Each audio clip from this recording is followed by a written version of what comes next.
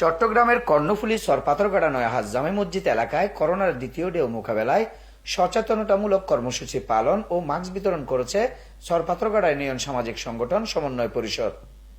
দুপুরে বিশিষ্ট সমাজসেবক লায়ন এমএন সাফার উদ্যোগে এ সময় এলাকায় ৩,০০০ সাধারণ মানুষ ও মুসল্লিদের মাঝে মাস্ক বিতরণ করা হয়। এ সময় উপস্থিত ছিলেন সরপাথরগাড়া ইউনিয়ন সামাজিক সংগঠন সমন্বয় পরিষদের সচিব ও কর্ণফুলী উপজেলা যুবলীগের সাধারণ সম্পাদক মোহাম্মদ সেলিমুল হক, ফয়েজ আহমেদ রেজবি, মোহাম্মদ ইয়াসিন, নাজিমুদ্দিন রিয়াদ, আলী আকবর সহ আরো অনেকে। বক্তারা বলেন, করোনা মহামারী থেকে রক্ষা পেতে স্বাস্থ্য সচেতনতার বিকল্প নেই। ঘরে বাইরে বের হলে মাস্ক পরা, সামাজিক দূরত্ব রেখে চলা ও স্বাস্থ্যবিধি সঠিকভাবে মানা হচ্ছে এই রোগের মহা ওষুধ। নিজেও নিজের পরিবারকে বাঁচাতে এ বিষয়ে সকলকে সচেতন থাকতে হবে। News desk, SB TV, Chittagong.